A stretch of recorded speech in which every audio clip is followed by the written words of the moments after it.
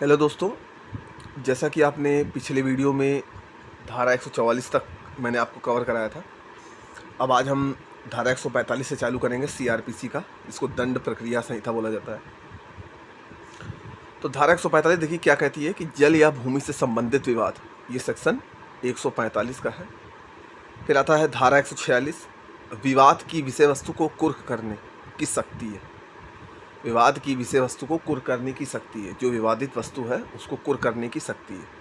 किसके द्वारा? कार्यपालक मजिस्ट्रेट के द्वारा। फिर आता है धारा 147, भूमि या जल के उपयोग के अधिकार से संबंधित विभाग। धारा 147 क्या है? भूमि या जल के उपयोग के अधिकार से संबंधित विभाग। ये बहुत इंपॉर्टेंट है, यूपी एपीओ के पेपर में आ चुका है, इसलिए आप इसको ध्यान रखिएगा। फिर आता है धारा 149, पुलिस द्वारा संज्ञेय अपराधों का निवारण। धारा 149 में पुलिस द्वारा संज्ञेय अपराधों का निवारण है। फिर आता है धारा 151, संज्ञेय अपराधों का किया जाना रोकने के लिए गिरफ्तारी। आपने सुना होगा कि 151 में गिरफ्तारी हो गई है, तो संज्ञेय अपराधों का किया जाना, उसको रोकने के लिए गिरफ्तारी धारा 151 का। फिर धारा 152, लोक संपत्ति की हानि का निवारण। जो सरकारी संपत्ति है उसकी हानि, उसका निवारण कैसे किया जाएगा? वो धारा 152 में। फिर धारा 153 है, बाँट व मापों का निरीक्षण। बाट और मापों का निरीक्षण धारा 153 के तहत। फिर आता है धारा 154, जिसको FIR फर्स्ट इन्फॉर्मेशन रिपोर्ट बोली जाती है। इसमें एक फेमस केस है नरेंद्र कुमार बनाम यूपी स्टेट। अब इसी में देखिए एक इम्पॉर्टेंट सेक्शन आता है धारा 154 का 3, अगर थाने का भार सदक अधिकारी FIR दर्ज करने से इनकार करे तो पंजीकृत डाक द्वारा SP को सूचना का सार भेजा जा सकेगा। ये अक्सर ध्यान रखिए कि अगर थाने का जो भार सदक अधिकारी होता है, जो FIR लिखता है, अगर वो FIR लिखने से मना करता है तो आप एक लेटर को डाक के द्वारा SP के पास भेज सकते हैं, सीधा SP ऑफिस के पास जाके अपनी FIR लिखवा सकते हैं। धारा 155 क्या है? असंज्ञेय अपराधों में रिपोर्ट कराना, इसको NCR बोला जाता है, नॉन कॉग्निजेबल रिपोर्ट। धारा 155, असंज्ञेय अपराधों में रिपोर्ट करना। फिर आता है धारा 156, संज्ञेय मामलों में अन्वेषण करने की पुलिस की अधिकार शक्ति। जितने भी संज्ञेय मामले होते हैं उसमें पुलिस को इन्वेस्टिगेशन करने की जो पावर है वो धारा 156 में दी गई है। फिर धारा 156 का 3 है, यदि मजिस्ट्रेट परिवाद पर संज्ञान ना ले तो वह अन्वेषण का आदेश देगा, तब पुलिस अधिकारी द्वारा अन्वेषण किया जाएगा। देखिए, जैसे मजिस्ट्रेट परिवाद पर संज्ञान ना ले तो वह अन्वेषण का आदेश किसको दे सकता है? पुलिस अधिकारी द्वारा इन्वेस्टिगेशन का आदेश दे सकता है। इसमें एक बहुत ही फेमस केस है पटराजन वर्सेस भारत संघ।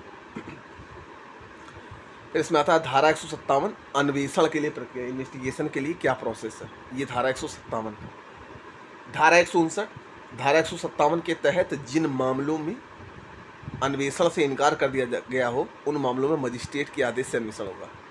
धारा 159 क्या है? धारा 157 के तहत जिन मामलों में इन्वेस्टिगेशन से, अन्वेषण से इनकार कर दिया जाए उन मामलों में मजिस्ट्रेट के आदेश से अन्वेषण होता है। इसके सारे सेक्शन इतने इंपॉर्टेंट नहीं है, लेकिन जो जो इंपॉर्टेंट है उसको आप बहुत ध्यान से पढ़िए, बाकी बेरट से आप हर सेक्शन को देखिए। फिर आता है धारा 160, देखिए बहुत इंपॉर्टेंट है कि गवाह को उपस्थित होने के निर्देश। गवाह को उपस्थित होने के निर्देश क्या है CRPC में? जो धारा 160 कहती है कि 15 वर्ष से कम और 65 वर्ष से अधिक आयु वाले व्यक्ति को उपस्थित होने के लिए विवश नहीं कर सकते। जो गवाह है अगर वो 15 साल से कम है और 65 साल से ऊपर है तो उसको उपस्थित करने के लिए विवश नहीं कर सकते। फिर धारा 161 क्या है? पुलिस द्वारा गवाहों की परीक्षा। पुलिस द्वारा जो गवाह होते हैं उनकी परीक्षा की जाती है, धारा 161। धारा 162 में गवाहों के बयान पर हस्ताक्षर नहीं होंगे, मतलब पुलिस गवाहों के जो बयान लेगी उस पर हस्ताक्षर नहीं होंगे, ठीक। फिर धारा 163, कोई उत्प्रेरण ना दिया जाना, इसी से रिलेटेड है, मतलब ऐसा नहीं कोई धमका के या मार पीट के गवाहों के बयान पर हस्ताक्षर किए जा रहे। फिर धारा 164, संस्वीकृति एवं कथनों को न्यायालय से कथन अभिलिखित करने पर हुई दोष से अनियमितता, जिसमें 463 में अधिकल्पित है। ये पैरा 119 भी है, संस्वीकृत कथनों का न्यायालय से कथन है। धारा 164। फिर धारा 164 ए क्या है?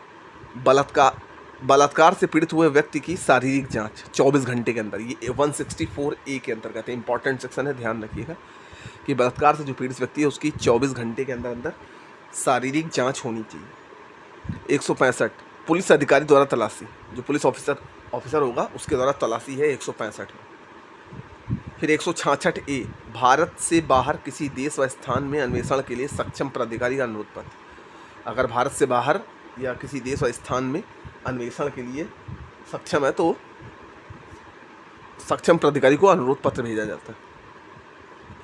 फिर आता है 166B भारत में जांच के लिए बाहर देश से आए व्यक्ति भारत में जांच के लिए बाहर देश से आए व्यक्ति की अगर जांच की जाए तो वो सेक्शन 166B है। फिर 167 24 घंटे के अंदर अनुसार पूरा न किया जा सके तब प्रक्रिया। अगर मान लीजिए 24 घंटे के अंदर अन्वेषण पूरा नहीं होता है तो उसके आगे की प्रक्रिया क्या है, ये धारा 167 कहती है। अब देखिए इसमें अगला सेक्शन है धारा 174 आत्महत्या आदि पर पुलिस की जांच करना और रिपोर्ट देना। किसको? कार्यपालक मजिस्ट्रेट को। अगर कोई आत्महत्या कर लेता है तो इस पर पुलिस जांच करती है और रिपोर्ट देती है। किसको? कार्यपालक मजिस्ट्रेट को। जैसे सुशांत सिंह राजपूत के केस में हुआ। धारा 179 भारत से बाहर किए गए अपराधों के बारे में साक्ष्य को। अगर भारत से बाहर कोई अपराध किया गया और वो भारत का व्यक्ति है तो उसके विषय में साक्ष्य को इकट्ठा करना, ये धारा 189 कहती है। धारा 169 साक्ष्य अपर्याप्त होने पर अभियुक्त को छोड़ा जाना। अगर साक्ष्य अपर्याप्त है, पूरी तरह से नहीं है, तो अभियुक्त को छोड़ दिया जाए, ये धारा 169 कहती है हमारी। फिर आता है धारा 172 अन्वेषण की डायरी। अन्वेषण इन्वेस्टिगेशन की एक डायरी होती है जिसमें इन्वेस्टिगेशन करने के दौरान जो भी प्रोसेस होता है, जो जो पॉइंट होते हैं उसको नोट किया जाता है, लिखा जाता है।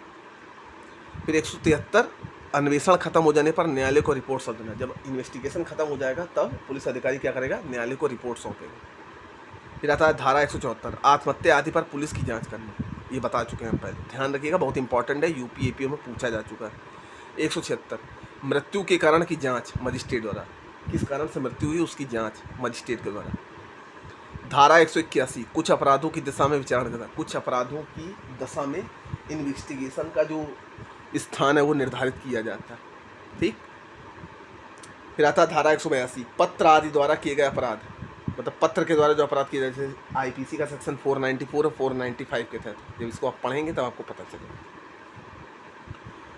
फिर आता है धारा 183 यात्रा व जल यात्रा के दौरान अपराध, मतलब अगर कोई जहाज में जा रहा है या कोई शिप में जा रहा है उसके दौरान अगर कोई अपराध होता है तो वो सेक्शन 183 के अंतर्गत आता है। फिर आता है धारा 188 भारत से बाहर अपराध। भारत से बाहर अपराध ये धारा 188 में आता है। फिर धारा 190 मजिस्ट्रेट द्वारा अपराधों का संज्ञान। अब कौन कौन से मजिस्ट्रेट इसमें संज्ञान लेते हैं? First class, second class magistrate, मुख्य न्यायिक मजिस्ट्रेट द्वारा सशक्त। फिर आता है धारा 191 अभियुक्त के आवेदन पर अंतरण। किसके द्वारा? चीफ जुडिशियल मजिस्ट्रेट द्वारा। ट्रांसफ़र करना, अंतरण मतलब ट्रांसफर, अभियुक्त के आवेदन का ट्रांसफ़र करना किसके द्वारा हो सकता है? सीजीएम के द्वारा। फिर धारा 193 अपराधों का सेशन न्यायालय द्वारा संज्ञान न लेना। अगर किसी अपराध का सेशन कोर्ट के द्वारा संज्ञान नहीं लिया जा रहा है वो हमारी धारा 193 में आती है। धारा 197 न्यायाधीशों और लोक सेवकों का अभियोजन। ये 21/4/2018 द्वारा अंतः स्थापित किया गया है। 197 में न्यायाधीशों और लोक सेवकों का अभियोजन, जैसे अगर कोई जज या कोई क्या कहते हैं लोक अभियोजक, सरकारी वकील, उनके खिलाफ अगर कोई अभियोजन चलता है तो वो अंतः स्थापित किया गया 197। 198 में विवाह संबंधित विरुद्ध अपराधों पर अभियोजन। अगर विवाह संबंधी विरुद्ध अपराध है तो उस पर अभियोजन धारा 198 कहते हैं। फिर धारा 199 मानहानि के लिए अभियोजन। मानहानि जब कोई केस करता है तो वो किसके अंडर में रिपोर्ट होती है? धारा 199। फिर आता है धारा 200 परिवाद की परीक्षा। ये बहुत इंपॉर्टेंट है, जो एग्ज़ाम होता है परिवाद कंप्लेंट का, उसकी परीक्षा धारा 200 पे। धारा 203 परिवाद का खारिज किया जाना। जब परिवाद को खारिज किया जाता है वो किसके अंडर में किया जाता है? सेक्शन 203 के अंतर्गत। धारा 205 मजिस्ट्रेट द्वारा किसी व्यक्ति को व्यक्तिक हाजिरी से मुक्ति। मजिस्ट्रेट द्वारा किसी व्यक्ति को व्यक्तिक हाजिरी से मुक्ति, धारा 205। फिर आता है धारा 207, अभियुक्त को पुलिस रिपोर्ट एफआईआर बयान की कॉपी निःशुल्क देनी होती है। ये धारा 207 ये अधिकार देता है कि अभियुक्त को पुलिस रिपोर्ट एफआईआर बयान की कॉपी निःशुल्क देनी होती है, उसके लिए कोई पैसा ऐसा नहीं लगता। फिर धारा 211, आरोप की अंतर वस्तु क्या है, मतलब आरोप किस बिना पर आरोप सिद्ध हुआ है।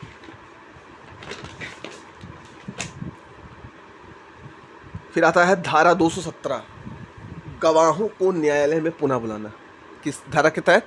सेक्शन 217 के तहत गवाहों को न्यायालय में पुनः बुलाना। फिर 216, न्यायालय आरोप परिवर्तित कर सकता है। जो न्यायालय है वो आरोप को परिवर्तित कर सकता है, ये सेक्शन 216 है, ध्यान रखिए।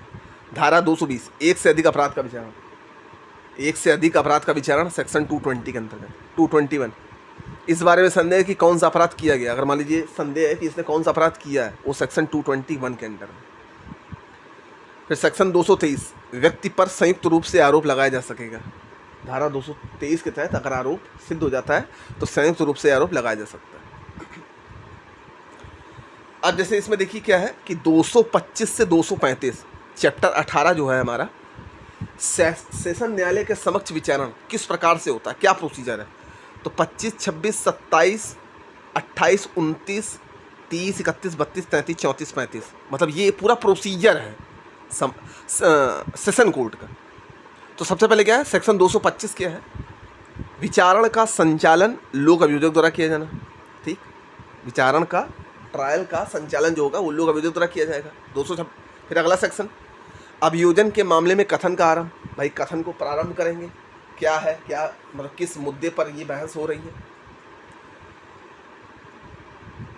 227 में उन्मोचन, 228 में आरोप विरचित करना, आरोप को लगाना या हटाना। 229, दोषी होने पर अभिवचन। अब दोष होने पर क्या अभिवचन लगाया जाएगा कि अगर दोष सिद्ध हो जाता है। 230, अभियोजन साक्ष्य के लिए तारीख। अब अभियोजन को साक्ष्य दिखाने के लिए एक नई तारीख कोर्ट से मांगनी पड़ेगी कि हम फला तारीख को ये साक्ष्य प्रस्तुत करेंगे या इन गवाहों को बुलाएंगे। फिर आता है 231, अभियोजन के लिए साक्ष्य, वादी प्रतिवादी दोनों के लिए, तो अभियोजन के लिए साक्ष्य। 232 में दोष मुक्ति। अब अगर प्रूफ नहीं होता है, एविडेंस नहीं मिलता है तो दोष मुक्ति हो जाती है। 233 क्या, प्रतिरक्षा आरंभ करना। अब जब दोष मुक्ति मिल गई तो वो क्या करेगा, प्रतिरक्षा आरंभ करेगा कि नहीं ऐसा कैसे हो गया, मैं गवाह पेश कर सकता हूँ, मेरे पास एविडेंस है। फिर 234 में क्या होता है, बहस होती है, सेक्शन 234 के तहत। फिर सेक्शन 235, दोष मुक्ति या दोष सिद्धि का निर्णय। अब सबसे लास्ट में क्या आएगा, अगर उस अपराधी पर दोष सिद्ध हो गया है या वो दोष मुक्त हो गया है तो उसका निर्णय दिया जाएगा। तो ये हमारा सेशन न्यायालय के समक्ष जो ट्रायल होता है वो 225 से 235 है, इसको ध्यान रखिएगा। 25, 26, 27, 28, 29, 30, 31, 32, 33, 34, 35, 225 से 235 सेशन न्यायालय के समक्ष विचारण है, जो कि चैप्टर 18 में दिया गया है। ध्यान रखिएगा, चैप्टर भी पूछा जाता है कि किस चैप्टर में सेशन कोर्ट का ट्रायल है। अब इसमें आता है मजिस्ट्रेट द्वारा मामलों का विचारण। किसमें, वारंट मामलों का विचारण किसमें आता है, 238 से 250 के बीच में। ये चैप्टर 19 में है, तो इसका भी वही प्रोसेस है कि 238 से 250 प्रोसेस बाय प्रोसेस क्या क्या होता है। तो 238 में धारा 207 का पहले अनुपालन होगा। 239 में अभियुक्त को कब उन्मोचित किया जाएगा। 240 में आरोप को विरचित किया जाएगा, विरचित करना। 241 दोषी होने पर अभिभाग पर दोष सिद्ध किया जाएगा। 242 अभियोजन के लिए साक्ष्य। 243 प्रतिरक्षा का साक्ष्य, अपनी रक्षा करने के लिए साक्ष्य देना। 244 अभियोजन का साक्ष्य। 245 अभियुक्त को कब उन्मोचित किया जाएगा। 246 प्रक्रिया जहां अभियुक्त उन्मोचित नहीं किया जाता, पुलिस रिपोर्ट में भिन्न आधार पर संस्थित मामले। ये सेक्शन 246 पूछा गया है कि मजिस्ट्रेट द्वारा जो वारंट मामलों का जो ट्रायल होता है उसमें धारा 246 क्या कहती, तो हमको पता होना चाहिए कि 238 से 250 के बीच में मजिस्ट्रेट द्वारा वारंट मामलों का विचारण होता है। किस चैप्टर में है, चैप्टर 19 में है। किसमें है, चैप्टर 19 में। फिर 247 प्रतिरक्षा का साक्ष्य। 248 दोष मुक्ति या दोष सिद्ध। 249 परिवादी की अनुपस्थिति। अब इसमें कई सिचुएशन आ सकती है। 250 उचित कारणों के बिना अभियोग के लिए प्रतिकर। कोई बिना कारण लगाए अभियोग के ऊपर प्रतिकर नहीं लगाया जा सकता। ठीक है, तो ये प्रोसेस बाय प्रोसेस है। इसमें हमें कुछ कुछ चीज़ें ध्यान रखनी पड़ेगी जो पूछी जाती है। अब इसमें अगला है मजिस्ट्रेट द्वारा समन मामलों का विचारण। तो देखिए, सेशन कोड का जो विचारण था वो 225 से 235 था। मजिस्ट्रेट द्वारा वारंट मामलों का विचारण किस में था? 238 से 250 था। अब आता है मजिस्ट्रेट द्वारा समन मामलों का विचारण, किस में है? चैप्टर 20 में है। वो चैप्टर 18, 19, 20, 251 से 259 तक। तो 251 में क्या है? अभियोग का सारांश बताया जाना। क्या सारांश है, क्या उसकी हिस्ट्री है, क्या उसकी ज्योग्राफी है। 252 दोषी होने के अभिभाग पर दोष सिद्ध होना। 253 छोटे मामलों में अभियुक्त की अनुपस्थिति में दोषी होने के अभिभाग पर दोष सिद्ध करना। बस ये हमें ध्यान रखना। 251 से 259 मजिस्ट्रेट द्वारा समन मामलों का विचारण। किस चैप्टर में? चैप्टर 20 में। अब 254 प्रक्रिया जब दोष सिद्ध ना किया जाए। 255 दोष मुक्त या दोष सिद्ध। 256 परिवाद का हाजिर न होना और उसकी मृत्यु। 257 परिवाद का वापस लेना। अब पूछा जाएगा कि परिवाद का वापस लेना किस सेक्शन में? सीआरपीसी के। तो 257 में। इंपॉर्टेंट है, ध्यान रखिएगा, पेपर में आ चुका है, तभी मैंने यहाँ टिक लगाया। 258 कुछ मामलों में कार्यवाही रोक देने की शक्ति। 258 259 समन मामलों का वारंट मामलों में परिवर्तित करना। समन मामलों को वारंट मामलों में परिवर्तित करना सेक्शन 259 ये पावर देता है। ठीक है, अब आता है इसका संक्षिप्त विचारण, सेक्शन 260 से 265। तो सबसे पहली बात है कि सेक्शन 260 क्या कहता है? संक्षिप्त विचारण करने की शक्ति किसकी है? संक्षिप्त विचारण करने की शक्ति किसकी है? तो मुख्य न्यायिक मजिस्ट्रेट, कोई महानगर मजिस्ट्रेट, कोई प्रथम वर्ग मजिस्ट्रेट जो उच्च न्यायालय द्वारा विशेष रूप से नियुक्त किया गया। संक्षिप्त ट्रायल, समरी ट्रायल जिसको बोलते हैं, इसकी करने की, इसको ट्रायल करने की पावर किसके पास है? मुख्य न्यायिक मजिस्ट्रेट, कोई महानगर मजिस्ट्रेट या कोई प्रथम वर्ग का मजिस्ट्रेट जो उच्च न्यायालय द्वारा विशेष रूप से नियुक्त किया गया। फिर आता है 261 द्वितीय वर्ग के मजिस्ट्रेट का संक्षिप्त विचारण। द्वितीय वर्ग के मजिस्ट्रेट का संक्षिप्त विचारण 261, इसमें फर्स्ट क्लास था, इसमें सेकंड क्लास। 262 संक्षिप्त विचारण की प्रक्रिया। 262 इंपॉर्टेंट है, ध्यान रखिएगा, पेपर में पूछा जा चुका है। समरी ट्रायल की प्रक्रिया। 3 मास से अधिक के लिए कारावास नहीं दिया जाएगा। सेक्शन 379, 380, 381 और सन 2000 से ज़्यादा की वस्तु 400 मतलब रुपये 2000 से ज़्यादा की वस्तु में, इसमें समरी ट्रायल की जो प्रोसेस है।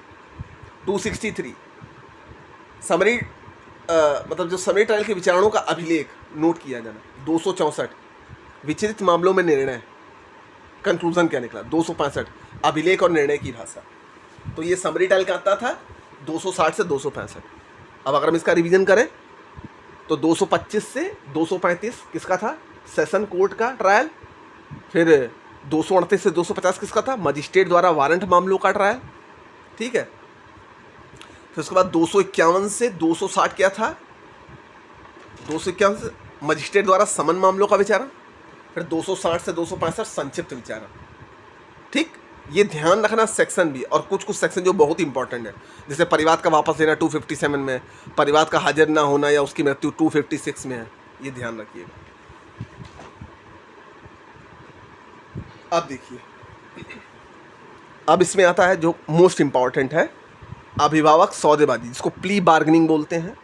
यह अधिनियम 2005, 5/7/2006 से प्रवृत्त हुआ है। पर्सनल रिपोर्ट कंप्लेंट के। ठीक है, ये किस पे लागू नहीं होता है? अभिभावक सौदेबाजी किस पे लागू नहीं होता है? किसी स्त्री व 14 वर्ष के कम आयु के बच्चे के विरुद्ध नहीं किया जाएगा प्ली बार्गेनिंग। तो इसमें 265 ए क्या है? अभिभावक सौदेबाजी होती क्या है? देश की सामाजिक आर्थिक स्थिति को प्रभावित करता है, वहाँ लागू नहीं होता है। ठीक है, आजीवन कारावास, मृत्युदंड, 7 साल से ज़्यादा की सज़ा में नहीं मान्य अभिभावक सौदेबाजी। सौदेबाजी का मतलब जानते हो ना? बार्गेनिंग होती है, कंप्रोमाइज़ जिसको बोला जाता है। सेक्शन 173 के अधिकारी द्वारा रिपोर्ट के भेजने पर इसको प्ली बार्गेनिंग मिला। 265 है। अब 265 बी अभिभावक सौदेबाजी के लिए आवेदन, जिस कोर्ट में ट्रायल चल रहा है, और एक शपथ पत्र भी लगाएगा, ध्यान रखिए। फिर आता है 265 सी पारस्परिक रूप से समाधान प्रद निपटारे के लिए मान निर्देश, मतलब दोनों लोग